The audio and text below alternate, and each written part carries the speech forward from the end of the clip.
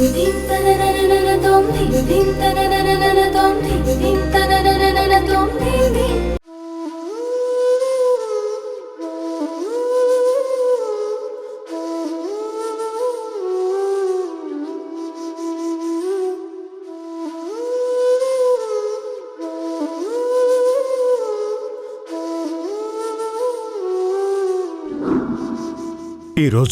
నేను ఈ ఇంట్లో అందరికీ వసుంధర గురించి ఒక నిజం చెప్తాను.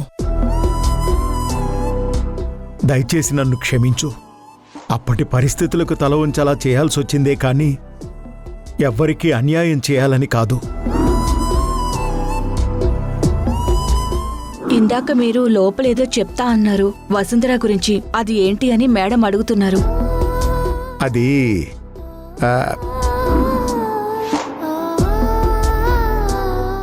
భాస్కర్ ఏదో చెప్పాలనుకున్నాడు. అది నమ్మటం తట్టుకోవడం కష్టంగా ఉంటుంది అన్నాడు. చివరికి వెళ్లేటప్పుడు తన జాతకం గురించి అని మాట దాటేశాడు. వసుంధర గురించి చెప్పాలనుకున్న నిజమేంటి? తన జాతకం మీద ఎందుకిన్ని ప్రశ్నలు? తను అనాథ అని శంకర్ తెచ్చి పెంచుకున్నారని విన్నాను. అలా అయితే వసుంధర ఎవరు? ఇప్పుడు తనెవరో తెలుసుకోవాల్సిన అవసరం వచ్చింది. అది తెలుసుకుంటే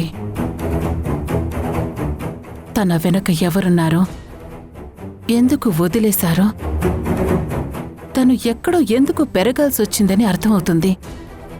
దానివల్ల వసుంధరకు కూడా మంచి జరగచ్చు. ఇవన్నీ తెలియాలంటే ఎస్టేట్లో ఉన్న లాయర్కి ఫోన్ చేయాలి.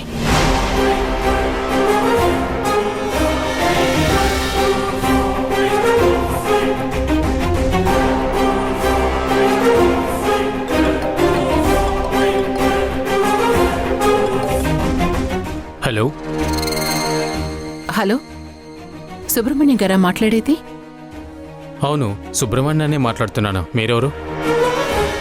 నేను PP group of companies chairman Pratap చెల్లి నందితను మాట్లాడుతున్నాను. నందిత? అవును, చిన్నప్పుడు మనమంతా కలిసి పెరిగాం. మీకు నన్ను గుర్తు చేయాల్సిన అవసరం లేదనుకుంటున్నాను. నువ్వు మాట్లాడుతున్నావా? నమ్మలేకపోతున్నాను నందిత. నేను వీల్చైర్లో చూడలేక నేను రావడం తగ్గించాను. ప్రతాప్ బతికున్నప్పుడు నన్ను ఎప్పుడు కలిసినా నీ గురించే బాధపడేవాడు. నా ఇంటి సరస్వతి మూగబోయింది. గజ్జలు కట్టుకుని లక్ష్మీదేవిలా ఇల్లంతా తిరిగే నా చెల్లి మంచానికే పరిమితమైపోయిందని చాలా బాధపడేవాడు. నువ్వు మాట్లాడడం వింటుంటే నాకు చాలా ఆనందంగా ఉంది. నీకంతా బాగైంది కదా?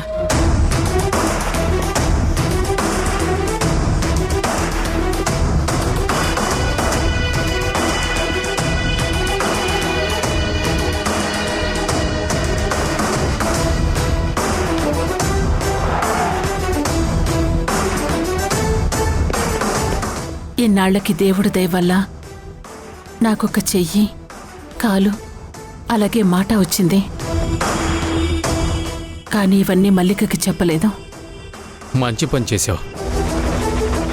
తనకి తెలియకపోవడమే మంచిది. నాకు మీ సహాయం కావాలి. నా కేసు కోర్టులో మల్లికకి తెలియకుండా ఫైల్ చేయాలి. నన్ను మీరు కలవగలరా? కలవగలను, కానీ ఎక్కడా? నువ్వు బయటికి రాలేవు. నేను మీ ఇంటికొచ్చినా నువ్వు నాతో మాట్లాడలేవు. పైగా ఇన్నాళ్ళు లేంది ఇప్పుడు ఉన్నట్టుండే నేను మీ ఇంటికి వస్తే మల్లికా మేడంకి నా మీద అనుమానం వస్తుంది కదా. ఈ కేసు ఎలాగైనా ఫైల్ చేయాలి సుబ్రహ్మణ్యం గారు. మీరే నాకున్న చివరి ఆశ. మీరు చేయలేను అంటే నాకు ఈ విషయంలో పూర్తిగా అన్యాయం జరుగుతుంది. నేను అర్థం చేసుకోగలను. నీ బాధలో న్యాయం ఉంది. నేను నిన్ను కలవడానికి రాలేను అన్నాను, కానీ నీకు సహాయం చేయలేను అనలేదు కదా. త్వరలోనే నా అసిస్టెంట్ని నీ దగ్గరికి పంపిస్తాను. తను నీ కేసు ఫైల్ చేయడానికి నీకు హెల్ప్ చేస్తాడు. నేను కూడా వాటిని క్షుణ్ణంగా పరిశీలించి ఏం చేయాలో ఆలోచిస్తాను.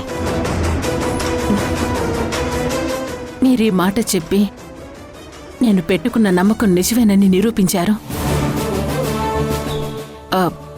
మీ అసిస్టెంట్ నన్ను కలవటానికి వచ్చినప్పుడు తనని లాయర్లా కాదు, నా దగ్గర చిన్నప్పుడు డాన్స్ నేర్చుకున్న స్టూడెంట్లా కలవమని చెప్పండి.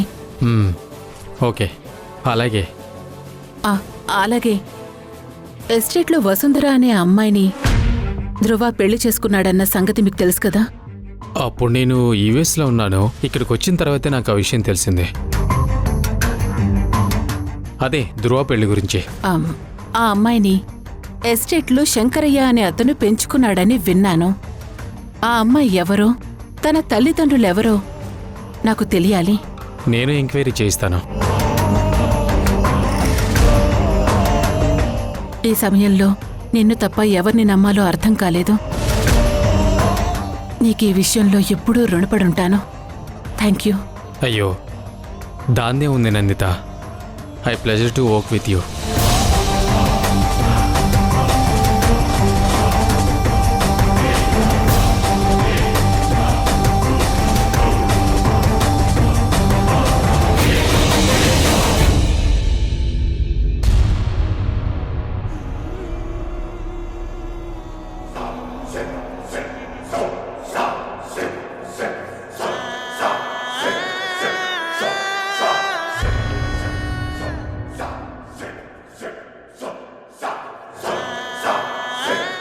మల్లిక, ఏంటి అలా ఉన్నావు?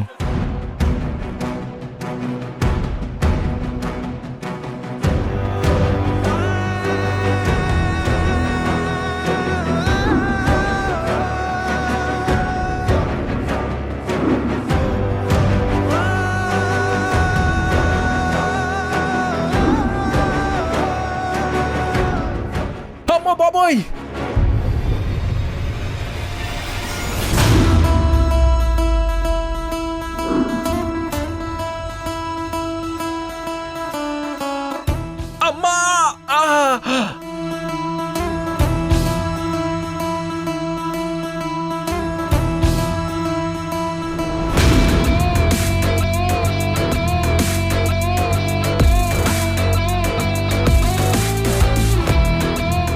తెలుసో తెలియకో గ్రీష్మ ప్రభావం ఖచ్చితంగా ధ్రువ మీద ఉంది.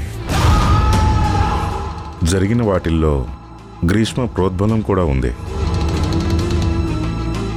నన్ను క్షమించు మల్లిక. రాజీవ్, నువ్వు గ్రీష్మ విషయంలో నన్ను క్షమించమని అడగడం ఏంటి? ధ్రువ గ్రీష్మ విషయంలో చేసిన దానికి నువ్వు నన్ను క్షమించావు గాని నేను నీ పరిస్థితుల్లో ఉండుంటే నా రియాక్షన్ చాలా దారుణంగా ఉండేది. వీళ్ళిద్దరూ ఇద్దరే, ఒక్కరికి సరైన ఆలోచన లేదు. నీకిప్పుడు అర్థమైందా మల్లిక? నేను వసుంధర మీ ఇంటికి దగ్గర కోడలని ఎందుకన్నాను? ఇద్దరూ ఆవేశంతో నిర్ణయాలు తీసుకుంటే అవి వాళ్ళని, వాళ్లతో పాటు కుటుంబాన్ని, చివరికి మన కంపెనీని కూడా దెబ్బతీస్తాయని. ఆవేశాన్ని ఆలోచనే అదుపు చేయాలి. పంతానికి ప్రేమే జవాబు చెప్పాలి. చంచలత్వానికి స్థిరత్వమే ఆసరాగా మారాలి. నీ పూజలు, ప్రతాప్ పూజలు ఫలించి నీ ఇంటికి బంగారం లాంటి కోడలొచ్చింది. నిజమే రాజీవ్, నాకిప్పుడు అర్థమవుతోంది. వసుంధర కాబట్టి నా ఇంటి గుట్టుని ఏ రోజు గడప దాటనివ్వలేదు. ధ్రువ తనకి విడాకులు ఇవ్వాలని చూసినా కూడా తను ఇంటర్వ్యూ చేయడానికి వచ్చినప్పుడు తను చాలా హుందాగా నా భర్త వల్ల, మా అత్తగారి వల్లే ఇదంతా సాధించగలిగాను అని చెప్పింది. తనకి నేను చాలా రుణపడిపోయాను రాజీవ్. నువ్వు అర్థం చేసుకున్నావు. చాలా సంతోషం మల్లిక. అర్థం చేసుకోవడమే కాదు రాజీవ్, వసుంధరకి అండగా నిలబడ్డం ఇప్పుడు చాలా అవసరం. అంటే ఇన్నాళ్ళు నేను ధ్రువ గురించి మాత్రమే ఆలోచించాను. కాని వసుంధర ఇంటి నుంచి వెళ్ళిపోవాలి అనే నిర్ణయం తీసుకున్న తర్వాత కూడా ధ్రువకి ఎలాంటి హాని జరగకూడదని గుళ్ళో దీక్ష చేసొచ్చింది. తనకి తన గురించి ఆలోచించుకోవడమే తెలీదు. పిచ్చి పిల్ల. అందుకే తన జీవితానికి సంబంధించిన కొన్ని నిర్ణయాలు నేనే తీసుకోవాలనుకుంటున్నాను. మనం ఉన్నా లేకపోయినా నేను బ్రతకగలను అనే ధైర్యం తనకివ్వాలి రాజీవ్. వసుంధర ఎవరి మీద ఆధారపడకూడదు. ఇప్పటి వరకు ఎవ్వరి దగ్గర చేయి జాపకుండా ఎలా బ్రతకాలి అనుకుందో ఇక ముందు కూడా అంతే ఆత్మాభిమానంతో, అంతే ఆత్మవిశ్వాసంతో బ్రతకాలి. దానికి నేనేం చేయగలనని ఆలోచిస్తున్నాను రాజీవ్. ఒకసారి నాతో వసుంధర అనింది, మల్లిక మేడం ప్రేమ చాలా లోతుగా ఉంటుందని. అక్కడిదాకా ఎవరైనా వెళ్ళగలిగితే చాలా అదృష్టవంతులని. అది 100కి 100 నిజం మల్లిక. మా మల్లిక ప్రేమ చాలా లోతైనది. ఇక వసుంధర జీవితం సురక్షితంగా ఉంటుందన్న నమ్మకం నాకు కలుగుతుంది.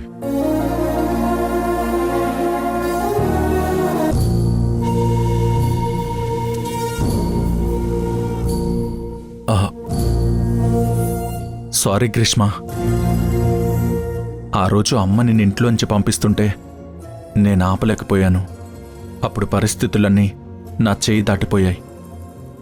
నాకర్థమైంది ధ్రువ. ఎంతో చక్కగా ప్లాన్ చేశాము. దాని జాతకం అడ్డు పెట్టుకుని తప్పించుకుందాం అనుకున్నాను. చివరి అవకాశం కూడా లేకుండా పోయింది. అది అవకాశమే ధ్రువ. అది అవసరమైనప్పుడు ఇంకొకటి సృష్టిద్దాం. సృష్టించడం ఏంటి? అది వసుంధర జాతకం కాదా? కాదు ధ్రువ. నేను మీ గురువుగారి అసిస్టెంట్కి డబ్బులిచ్చి తన జాతకం మార్పించి రాపించాను. నీకు సరిపోని జాతకం సెట్ చేయమని. దానివల్ల నీకు ప్రాణగండ ఉందని అందరూ నమ్మేలా చేయమని అడిగాను. ఆ అసిస్టెంట్ అలాగే రాశాడు. అది తెలియని గురువుగారు నిజంగా తన జాతకంలో గండముందని చెప్పారు. నేను అస్సలు నమ్మలేకపోతున్నాను గ్రీష్మ. నన్ను ఇంట్లో నుంచి ఆంటీ వెళ్ళిపోమ్మంటే నేనెందుకు ఏ గొడవ చేయకుండా వచ్చేసాను అనుకుంటున్నావు? యాక్సిడెంట్ అంతా నాటకమని తెలిస్తేనే మల్లిక ఆంటీ ఊగిపోయారు. ఇంకా ఈ జాతకం కూడా నాటకమని తెలిస్తే నన్ను బురి తీసేస్తారు. ఇక నీ నుంచి తనని విడదీయటానికి అంతకన్నా నాకింకో మార్గం కనిపించలేదు. నువ్వు నా గురించి ఎంత ఆలోచిస్తున్నావు గ్రీష్మ? నీకు థ్యాంక్స్ ఎలా చెప్పాలో నాకు అర్థం కావట్లేదు. నీకు కావలసినప్పుడు నేను, నాకు కావలసినప్పుడు నువ్వు, ఎప్పుడూ ఇలాగే ఒకళ్ళకొకళ్ళం తోడుగా ఉందాం. ప్రామిస్ చెయ్.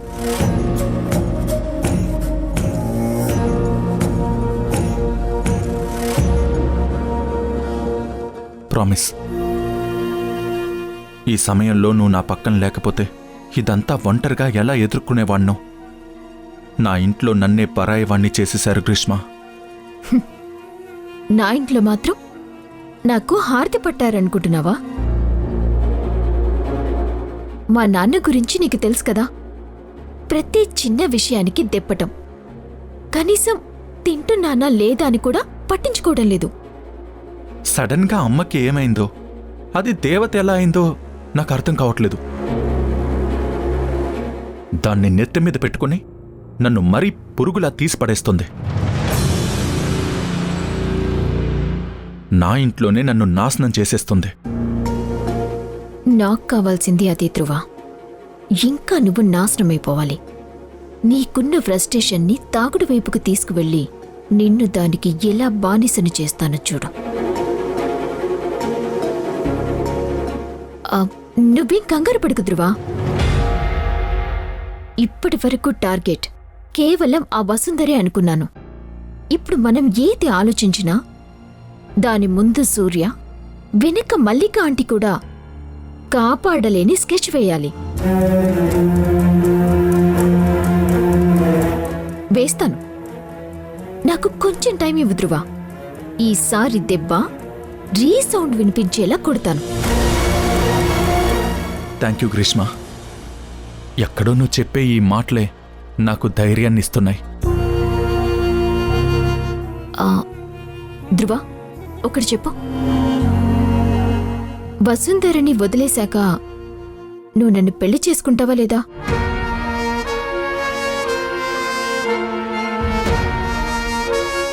చూడు ధ్రువ, లేదన్నా పర్వాలేదు. నీ పరిస్థితిని అర్థం చేసుకోగలను. నీకొక స్నేహితురాలిగా సహాయం చేస్తాను, కానీ ఈసారి మోసం చేయొద్దు. ఇక నీ విషయంలో నాకు ఎలాంటి కన్ఫ్యూజన్ లేదు గ్రీష్మ. ఎవ్వరూ నా పక్కన నిలబడని టైంలో నువ్వు నిలబడ్డావు.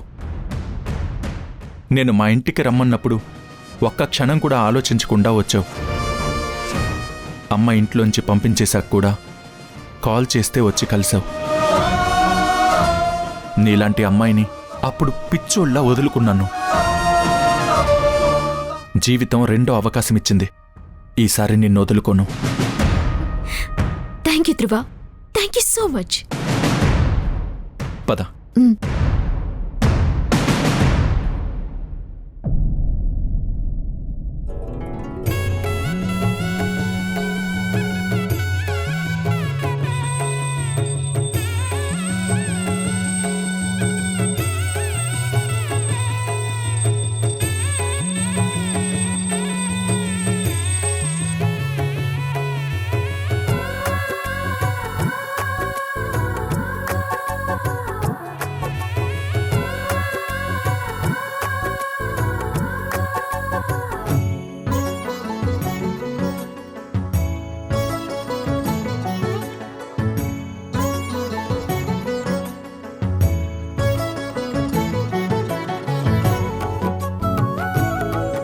వసుంధర ఈ ఇంటికొచ్చినప్పటి నుంచి నీకు మా ఇంటికి కూడా కళ తీసుకొచ్చింది స్వామి.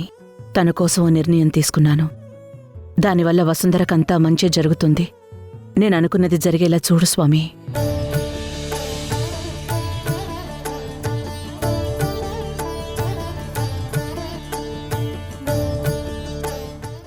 అత్తయ్య, పొద్దున్న మీ ప్రోగ్రామ్ షీట్ మేనేజర్కి పంపిస్తే మీరు ఈరోజు ఆఫీస్కి రావడం లేదని చెప్పారు.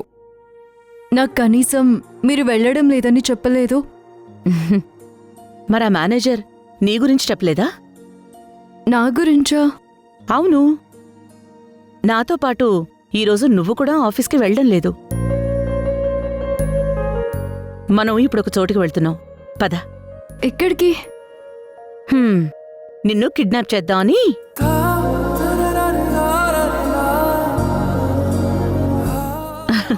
ఎక్కడికో చెప్తే గానీ రావా?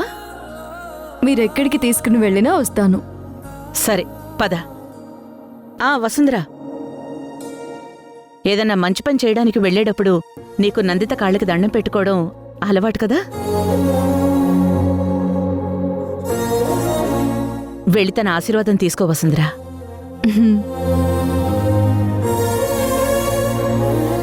నువ్వెక్కడికి వెళ్తున్నావో, మల్లిక నిన్నెక్కడికి తీసుకువెళ్తుందో తెలియదు, కానీ నీకంతా మంచి జరగాలి.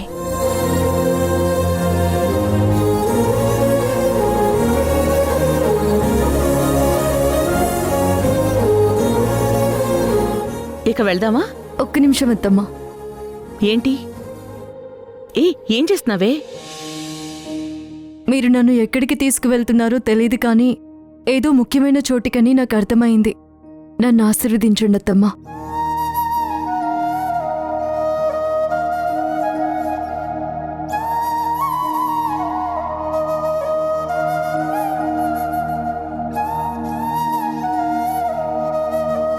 నువ్వేం చేసినా అన్నిట్లో నీకు విజయం కలగాలి.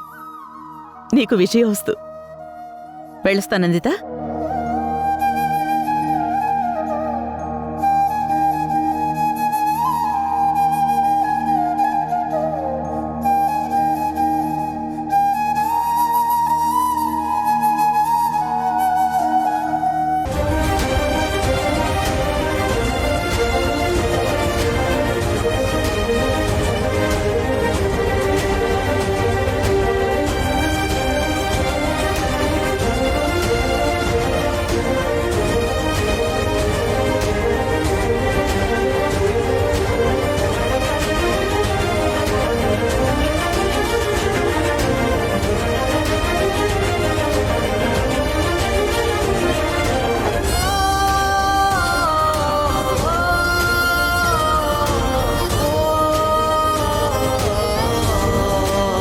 ఏంటి అలా చూస్తున్నావు?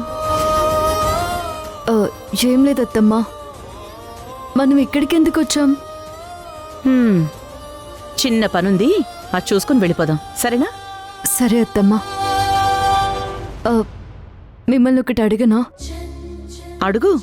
ఆ, మన ఎస్టేట్లో స్కూల్ ఉంది, ఇంటర్కి కాలేజ్ ఉంది, తర్వాత పై చదువులు చదవడానికి కాలేజీలు లేవు. అబ్బాయిలనేమో పక్కూర్లకి పంపించి చదివిస్తున్నారు. కానీ చాలామంది ఆడపిల్లలు దూరం పంపించడం ఇష్టం లేక అక్కడితో చదువులు ఆపేస్తున్నారు. అవునా? ఇంకా కొంతమంది మనుషులు మారలేదు కదా.